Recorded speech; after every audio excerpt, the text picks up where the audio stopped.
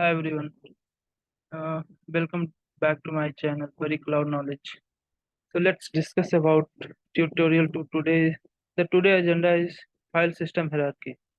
So let me discuss about file system hierarchy in Linux.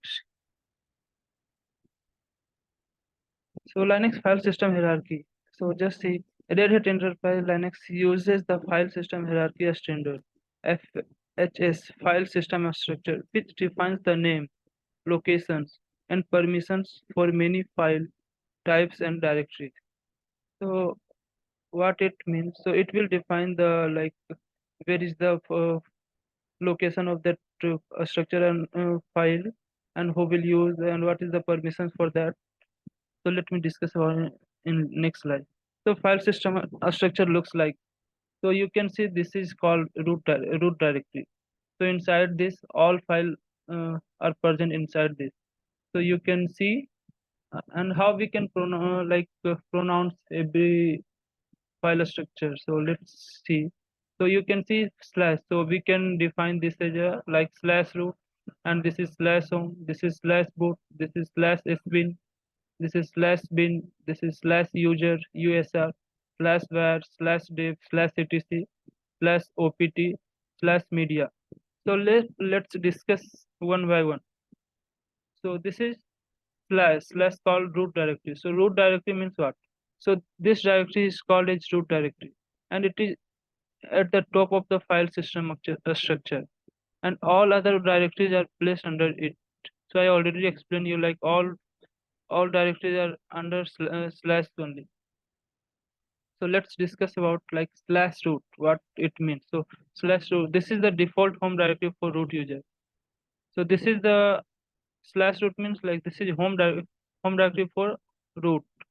So just see the note here. In Linux Unix, the administrator is called as root. So let's move to another slide and let's discuss about slash home. So slash home means what? So it contains the home directory of all users, similar to documents and settings folder in Windows. So for example, you have the users like you have created a user, so it will present in slash home directory only. So Windows already, so similar types in Windows we have documents folder. So inside documents, all user folders are present inside this. So let's discuss in when any user logs in the current working directory by default is the user home directory.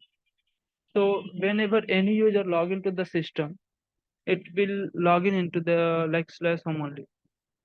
Now let's discuss about slash boot.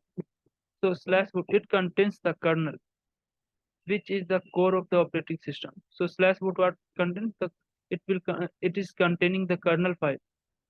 So whenever we require to boot the system, it will help to boot the system. So it also contains the files related for booting the OS, such as the bootloader.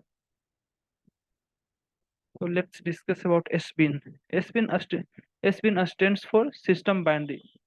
So it contains essential system commands, which can only be used by super user. Means SBIN contains what like all essential command which is used by only super user. It is not used by like local user or something. So and slash bin. So bin stands for binary, and it contains essential commands which are used by all users. So inside slash bin directory, it is containing all essential command which is used by all user like root user or like local user. All of the user command are present in slash bin. So for example, just see ping, cat, chmod, chown, etc. So let's move to next slide and just see the slash USR. So USR stands for Unix System Resources.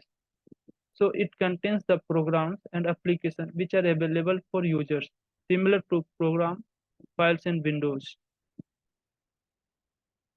Let's move to this slash var.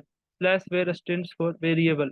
It contains variable information such as log and percent queues. So all logs file are available inside var.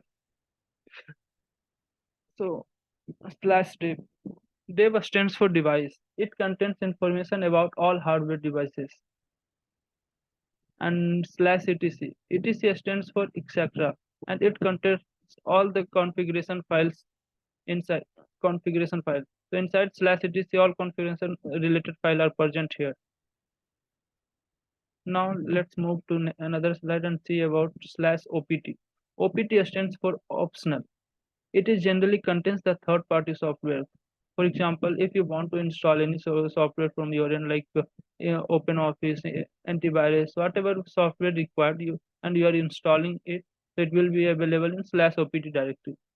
And like if you are installing Java, Python, it will be reflecting opt only. Slash media. It is the default mount point of removable storage media such as CD-ROM, DVD, and pen drives, etc. Thanks for watching. Please do subscribe my channel and share my video, like, subscribe, and comment.